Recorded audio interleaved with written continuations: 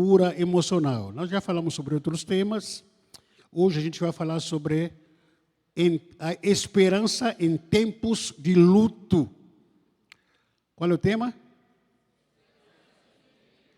A esperança em tempos de luto. Apocalipse capítulo 21, versículo 3 a 4. Apocalipse capítulo 21, versículo 3 a 4.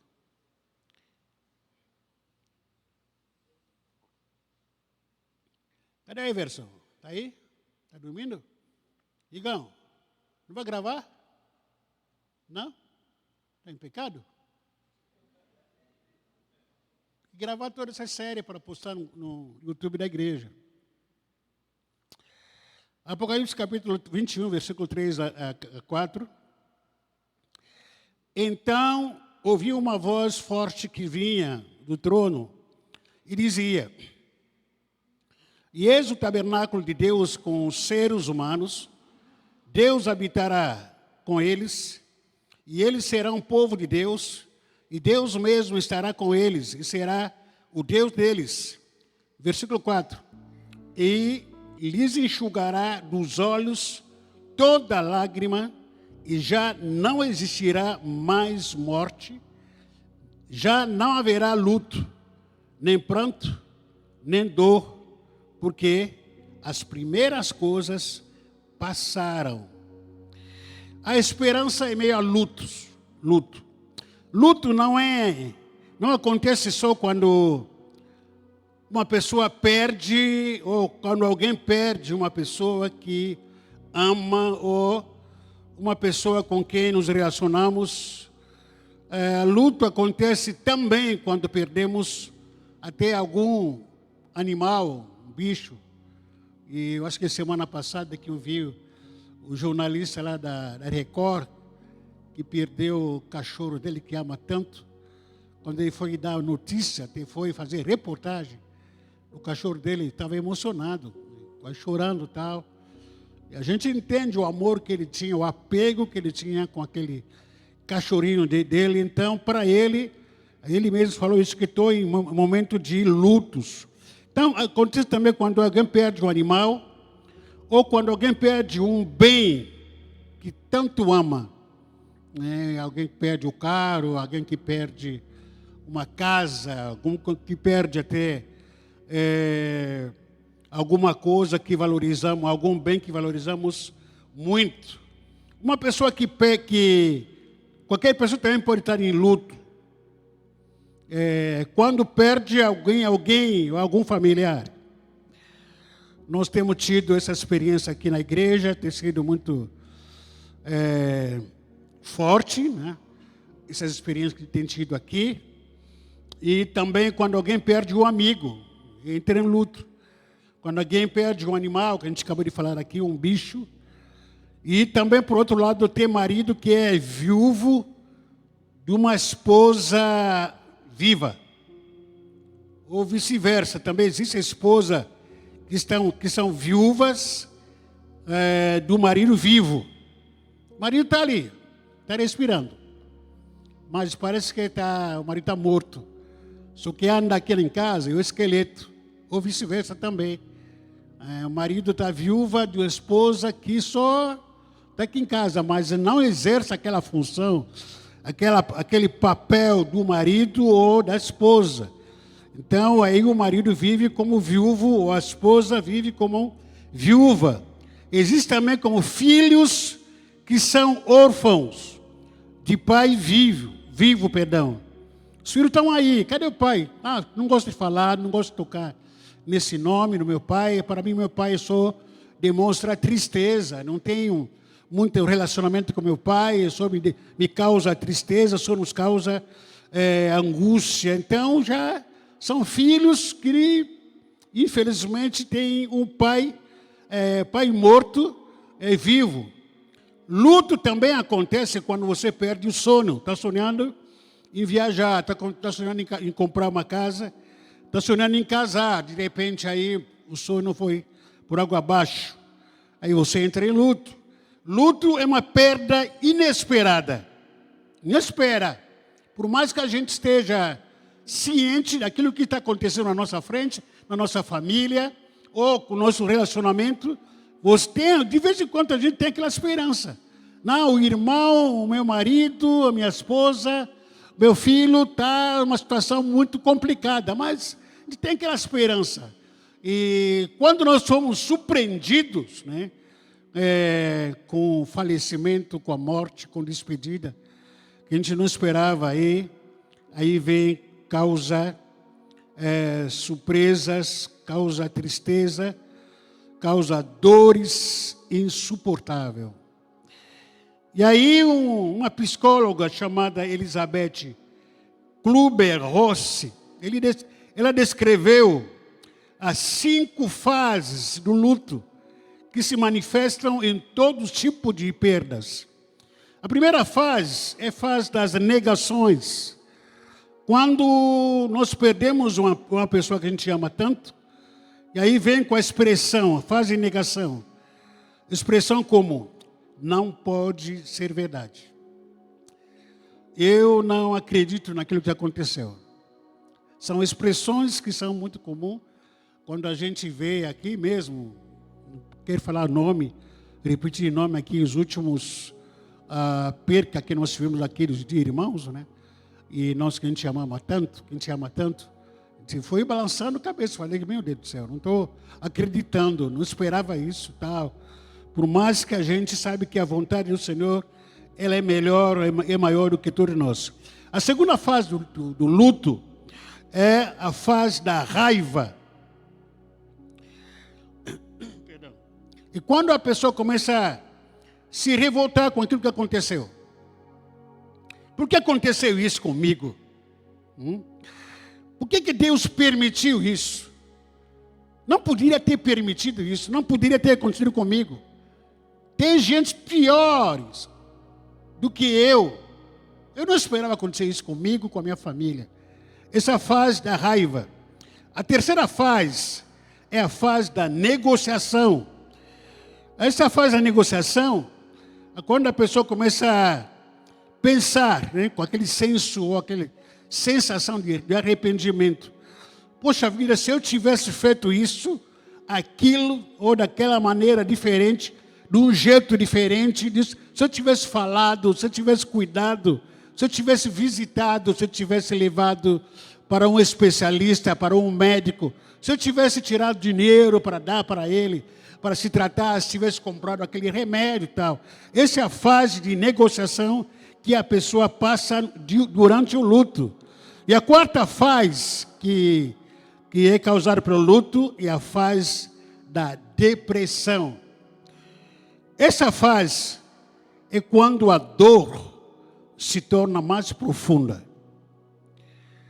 A dor é muito forte, ainda persiste.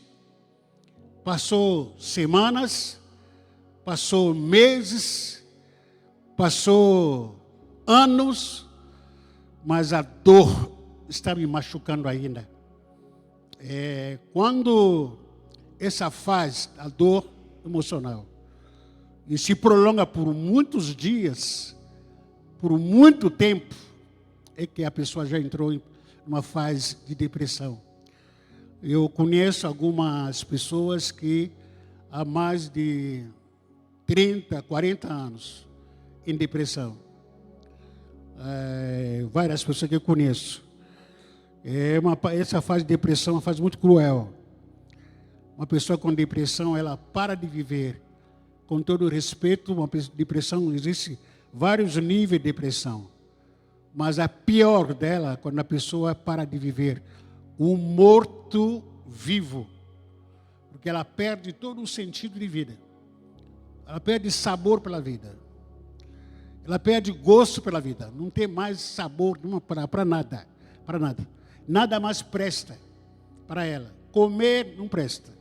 Se vestir não presta. Se cuidar, não tem mais aquele cuidado pela vida.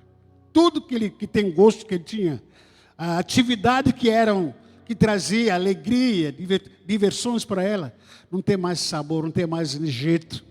E a pessoa mesmo assim está vivendo, está andando para cá e para lá, Porém, o sentido da vida já parou para ela. Então, uma pessoa viva que já está morto, infelizmente. Agora, esse momento que eu tenho falado sobre isso na escola dominical, que, em primeiro lugar, quando vocês têm, ou uma família tem uma pessoa que está com depressão, por favor, não negligencia. Não fica falando que é frescura. Não fala isso, por amor de Deus. E essa pessoa precisa de atenção, precisa de cuidado. Porque uma das coisas que pode acontecer é vocês perderem essa pessoa, que para vocês está dizendo que é frescura. Daqui a pouco começa a entrar na fase de isolamento, começa a se isolar, começa a se afastar dos amigos, de familiares. Ele não está mais assistindo televisão com vocês. Na sala da casa de vocês, que vocês moravam, vivem juntos, daqui a pouco ela pega as coisas, entra no quarto, não quer conversar com ninguém. Vamos passear, não vou passear com ninguém, eu vou sozinho. Então começa a perder essa fase, essa vida social, é perigoso. Porque a qualquer momento, vocês podem acordar no dia seguinte com notícia que a pessoa se suicidou. Porque enquanto você está dormindo, ela está com insônia. Enquanto a casa inteira está dormindo, ela está com insônia.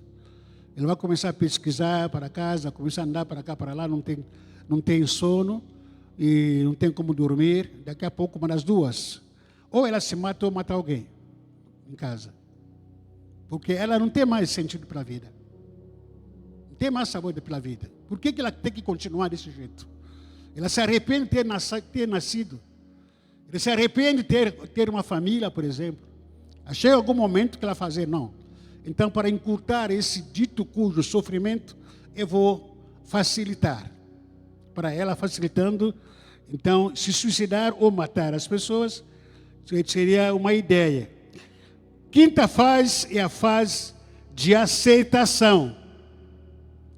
A pessoa sair na primeira fase, segunda fase, terceira fase, quarta fase, até depressão pode ser curada, sim. E a fase de aceitação, e a pessoa quando diz, ainda dói, mas aceito. Perdi, foi embora, meu filho, meu marido, minha esposa, e foi embora. Mas fazer o quê? Deus levou. É uma fase quando a pessoa cai na realidade. Nessa fase, aprendemos a viver com as fraquezas, como o apóstolo Paulo vivia. Ele disse lá em 2 Coríntios, capítulo 12, versículo 8. Ele diz, 3 vezes pedi ao Senhor que o afastasse de mim. Afastar o quê? A dor. Afastar o quê? O espinho na carne. Afastar o quê? Esse sofrimento de mim. Mas Deus não afastou. Não afastou. Então ele me disse, a minha graça te basta. Porque meu poder se aperfeiçoa na sua fraqueza. De boa vontade, pois me gloriarei nas fraquezas, para que sobre mim repouse o poder de Cristo. É uma fase de aceitação. Eu estou fraco, mas Deus está comigo. Eu estou cansado, mas Deus está comigo. Ainda está doendo muito forte essa perda que eu tive. Eu perdi o noivo, perdi a noiva, perdi o marido, perdi a namorada, eu perdi o filho, perdi o pai, perdi a mãe, mas louvado seja o nome do Senhor. Eu aceito isso. Isso aconteceu comigo foi semana passada, e na nossa casa nós temos costume de assistir notícias, né? Há um jornal que passa lá toda noite, Jornal da África, que a gente assiste notícias africanas. E aí, foi essas semanas que eu falei, olha, começou a passar uma notícia sobre algum hospital onde que as pessoas estavam sofrendo muito por causa de falta de negligência de médico e enfermeiras. Aí passou uma senhora deitada numa cama bem simples, assim, tipo chão. Aí quando eu vi aquilo, veio trauma, queria se levantar na minha vida. Da minha mãe, quando morreu, e a minha irmã mandou foto para mim. Olha aqui a mãe, olha como que ela morreu. Estava aqui, parece que num colchão, no chão aí e tal, deitado. Aí me veio isso, aquilo aí. Falei, balancei a cabeça, falei, em nome de Jesus, eu estou curado, Deus levou a minha mãe, está na mão do Senhor, em nome de Jesus. Nesse momento que precisamos, sim, nos agarrarmos na fé e esperança em Deus, firmes, porque as ondas das emoções vão nos arrastar. Nessa hora as emoções vão e vêm, vai e vem, vai e vem. E isso não significa que esquecer a dor, mas de saber conviver com ela. Na Bíblia nós temos vários exemplos de homens e mulheres de Deus que aprenderam a conviver com o luto. Passar um período de luto não é uma coisa que é só para mim, nem só para vocês. Na Bíblia está cheio, lotado. Só para resumir, falar só de algumas personagens na palavra de Deus que tiveram momento de luto. O primeiro dessas pessoas é o rei Davi. Vocês conhecem muita história.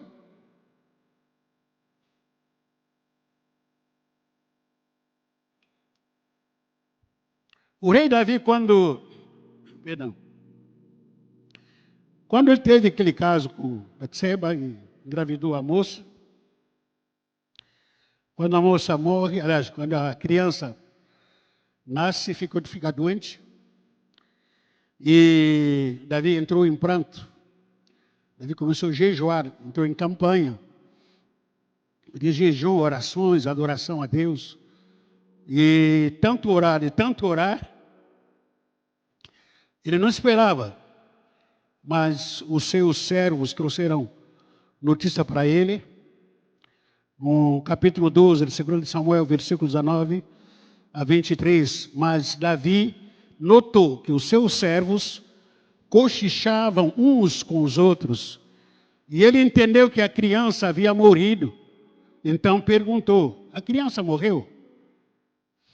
Eles responderam, morreu.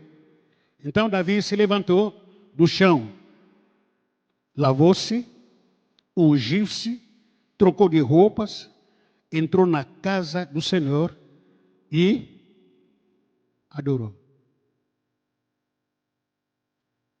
E fez o quê? Não é fácil levantar-se da cinza. Se levantar da cinza é para poucas pessoas. Ai de mim desrespeitar a emoção, nem sentimento da pessoa. Porque as perdas fazem estrago na nossa alma, nossa vida emocional. Mas existem algumas pessoas que permanecem em luto o tempo todo, o ano todo. Há meses e anos continuam o mesmo luto. Porque as emoções não deixam ele levantar. O abalo emocional. Não é fácil, não é. Levantar da cinza. Você vê Davi aqui, quando ele soube sobre a notícia da criança que ele estava orando, intercedendo. A gente tem falado sobre isso aqui. Deus, ele é soberano. Davi jejuou para a cura do seu filho, o filho que saiu dele. Filho, o meu filho. Jejuou, orou, clamou tanto. Rasgou as vestes, ensinando arrependimento do pecado que ele havia cometido. Mas Deus não curou. Quando Deus não curou, ele entendeu. Então, Deus, a vontade dele é melhor, é maior. Não é fácil a gente entender isso. Por isso que a gente está lendo aqui, Davi diz, Davi, ele se levantou do chão, ele estava deitado no chão, tomou banho, quem não tomava banho, ungiu, passou perfume e trocou de roupa. Ele entra na casa do Senhor e adorou. Depois voltou para o palácio e pediu comida. Puseram diante dele E ele comeu. E o seu servo lhe disseram: que é isso o Senhor fez? Pela criança viva, o Senhor jejuou e chorou. Mas depois que ela morreu, se levantou e se pôs a comer. Davi respondeu: enquanto a criança ainda estava viva, jejuei sim e chorei, porque dizia: talvez o Senhor se compadeça de mim e a criança continuará viva. Mas agora que ela morreu, por que jejuar? Poderei eu trazê-la de volta? No final desse versículo ele fala alguma coisa que me acho muito impressionante. Davi diz: eu irei até ela, mas ela não voltará para mim. Não há reencarnação. Eu irei até ela. Aonde? Ela está lá no céu. A segunda fase de luto de Davi é quando o seu filho Absalão foi assassinado, foi quando morreu. Absalão era tipo o opositor do pai, se rebelou contra o pai, mesmo assim é filho, amava ser filho. E de repente o exército de Davi foi atrás de Absalão para guerrear com ele. No capítulo 18 de 2 de Samuel, versículo 33 a 34. E Absalão foi morto, foi assassinado. E aí ele recebeu o recado, através dos seus servos. Então o rei, profundamente comovido, subiu à sala que estava por cima do portão e chorou. E andando dizia: meu filho Absalão, meu filho Absalão, quem me dera que eu tivesse morrido em seu lugar. Absalão, meu filho. Ele entrou em luto. Ele passou numa fase de luto, mas ele não permaneceu em luto. Luto, para mim, precisa ser passageiro, não é permanência. Também conhecemos a história de Jó. Vocês conhecem a história de Jó? Muito linda. Jó, ele perde 10 filhos. E todos os seus bens ele perdeu. Não é fácil. Ele está falando repetidas vezes aqui. Não é fácil. Perder os bens, perder tudo e perder todos os filhos que a gente ama. O que Jó fez? Capítulo 1, versículo 20 a 22. Então Jó se levantou da cinza. Repita comigo: Jó se levantou da cinza. Cinza é cinza de luto, cinza de tristeza, momento de tristeza que o Jó havia se colocado quando ele perde tudo. E como se estivesse dizendo que eu estou muito triste. A minha vida acabou. E eu estou morto junto com os meus filhos. Mas quando o Espírito Santo tocou no coração de Jó, ele entendeu que eu preciso me levantar, porque a vida continua. A vida não acabou. Jó se levantou da cinza, rasgou o seu manto, rapou a cabeça, prostrou-se em terra e fez o quê? Fez o quê? Isso aí é adoração. Porque a adoração nos espreme. Quando você é espremido, é meio a dor, está sangrando. Mesmo assim você diz: Senhor, eu te amo. Eu te adoro. Senhor, Tu és tão lindo, Senhor Deus. O Senhor é soberano. Está doendo, mas, Senhor Deus, eu te amo. O Senhor é incomparável. Não posso te comparar com ninguém, com nada desse mundo. Porque Tu és meu Deus. Está doendo, está ferido por dentro. Mas mesmo assim continua amando a Deus. Porque a adoração nos espreme. O louvor não. O louvor a gente celebra. A gente canta, pula. A gente dança no louvor. A adoração não. A adoração faz o quê? Me espreme. Fala comigo. Me espreme. Quando você é espremido, sai o azeite. Adoração. Quando você é espremido, sai uva. Por isso que a adoração é diferente do louvor. Por isso que quando a gente está em luto, a gente vê as expressões que os homens de Deus que perderam, eles não saíram a cantar no louvor. Pelo contrário, adoraram, se prostraram para a adoração. Se renderam à adoração. Perdi tudo, mas eu não perdi o Senhor. Eu te amo. Perdi o marido, mas eu não perdi o Senhor. Perdi a esposa, mas eu não perdi o Senhor. Perdi o filho, mas eu não perdi o Senhor. Perdi os bens, mas eu não perdi o Senhor. Bendito seja o teu nome, Senhor. Porque o Senhor deu, o Senhor recebeu. Bendito seja o teu nome. Essa é a adoração. Quando a Maria e a Marta perderam o seu irmão Lázaro, também estavam fazendo luto. O próprio Jesus soube que o seu amigo havia morrido. Jesus perdeu seu amigo.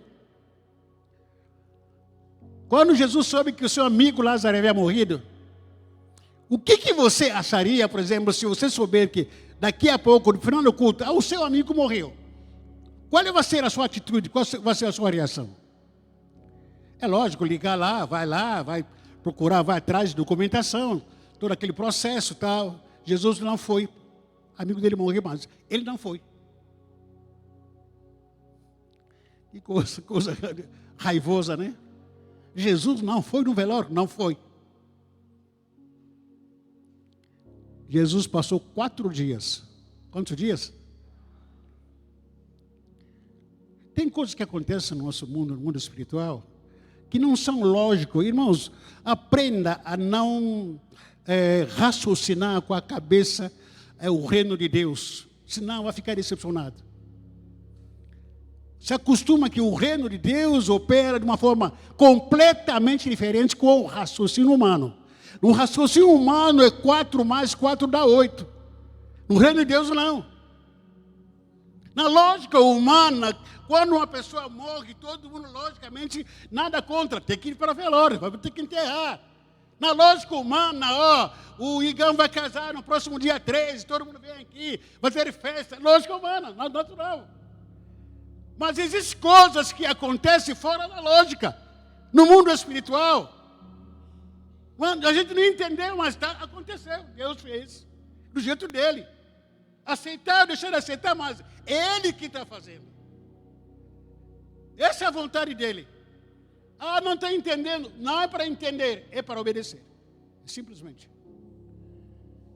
O melhor amigo de Jesus.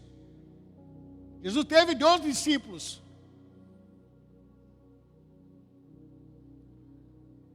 Quantos discípulos ele teve? Lázaro não era discípulo. Era quê?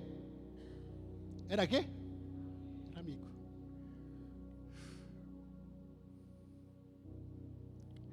Por que Lázaro não era discípulo? Porque ainda não tinha idade de ser discípulo. Na amizade dele com Jesus, ele não tinha idade de ser discípulo. Porque ser discípulo tinha que ser maior de idade. Lázaro era um pouquinho menor. Então Jesus olhou para Lázaro, então vamos ser seu amigo, tá? Discípulo por enquanto ainda não. E esse amigo morre. Jesus chora. Jesus fez o quê? Chora. É pecado chorar? É pecado chorar? Não é pecado. Ele chora, Jesus. Os irmãos de Lázaro choraram, Maria e Marta choraram. Quando ele vai, os irmãos de Lázaro, as irmãs de Lázaro em prantos, chorando a morte do seu irmão. E Jesus, depois de 4 dias, ele vai para lá, ele olha toda aquela cena e Jesus também chora. E ele diz: eu vou ressuscitar ele. Porque eu sou a ressurreição e a vida. Aquele que crê em mim não morrerá. Vou ressuscitar minha amiga de Lázaro. Aqui uma pausa aqui entre nós, só a título de informação. Você olhar no Novo Testamento, ou a Bíblia em si, Jesus não ia para velórios. Lê na Bíblia aí. Jesus não ia em velórios. Por quê? Senão ia ressuscitar todo mundo.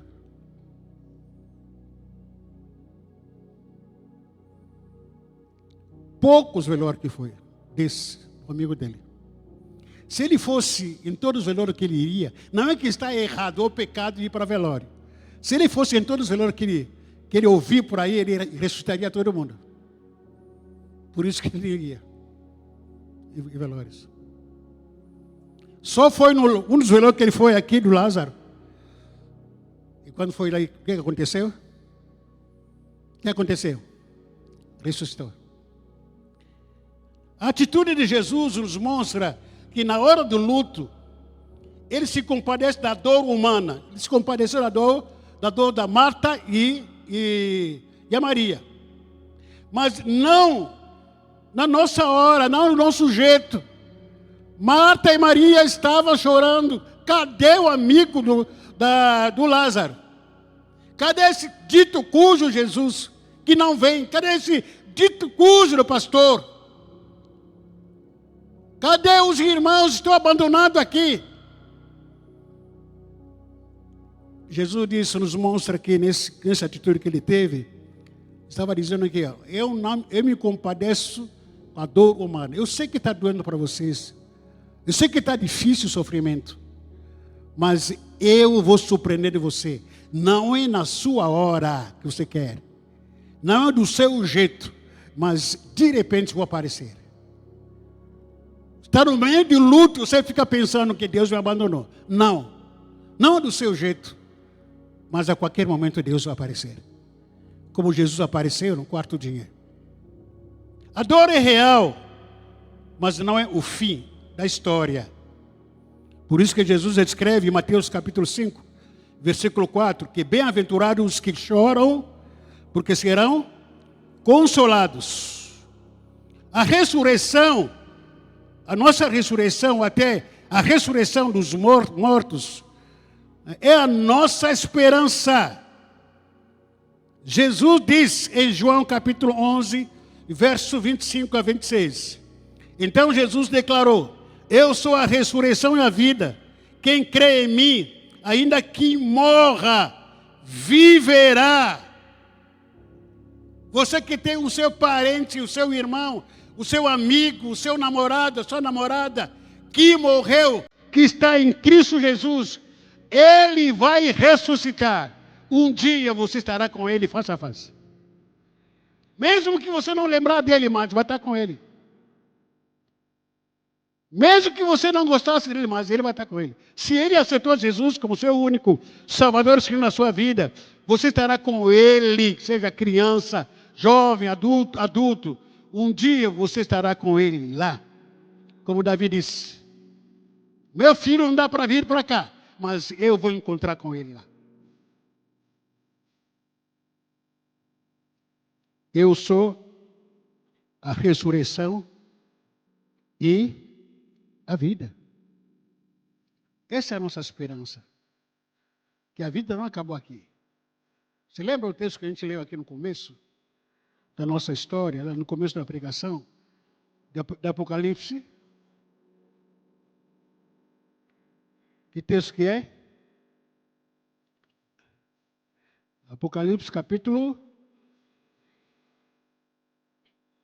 E diz o quê? Eu sou. O que diz? Pode ler, por favor. Leia.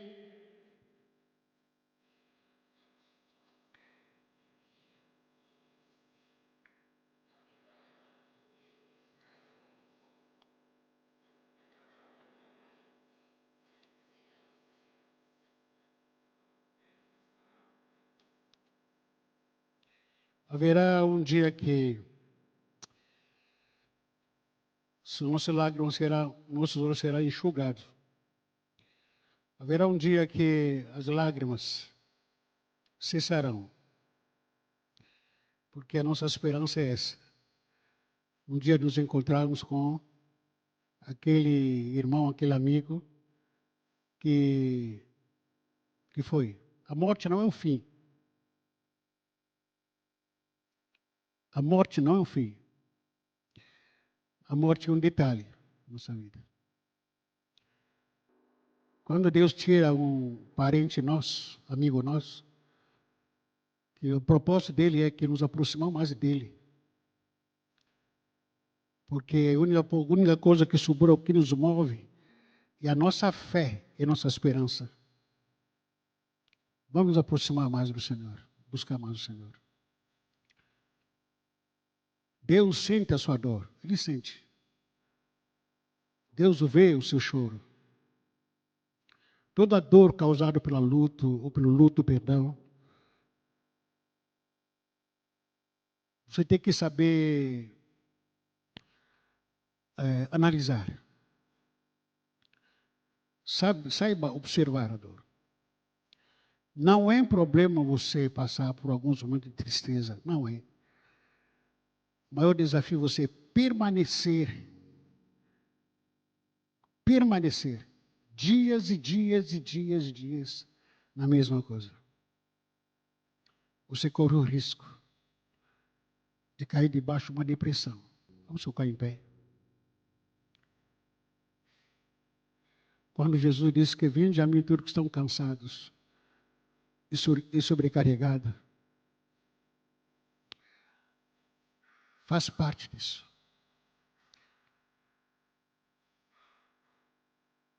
Nós não achamos que no meio da dor, Deus me abandonou.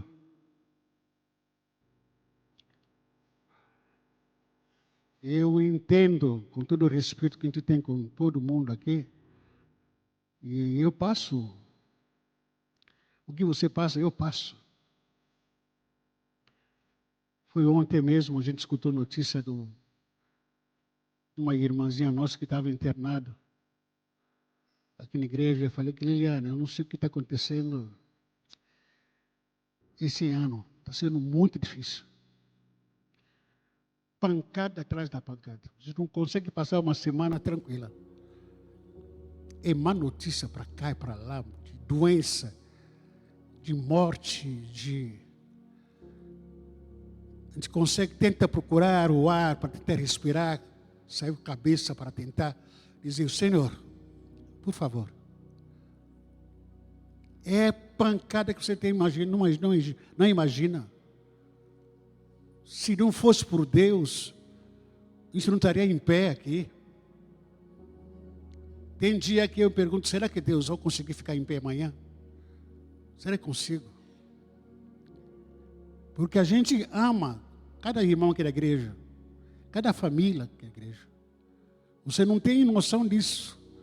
Quando você sofre na sua família, isso me atinge. Quando um dos seus familiares está sofrendo, a gente não vai dormir enquanto a gente não orar por isso. Isso não me atinge a mim, atinge a pastora. E as notícias que a gente recebe de irmãos que estão doentes, que estão enfermos. Tem alguns irmãos aqui, a gente não está conseguindo nem visitar, irmão que caiu, acho que é de escada aqui, de bicicleta. Eu soube disso de alguns dias atrás. Falei, poxa vida, o irmão não está conseguindo mais vir para a casa do Senhor. Que triste isso. Mas o que nos move é a fé esperança. Eu creio que Deus está comigo. Eu creio que Deus está com você. Eu creio que Deus ama essa igreja. Eu creio que Deus ama a gente. Ele está nos forjando. Ele está nos formando. Feche seus olhos.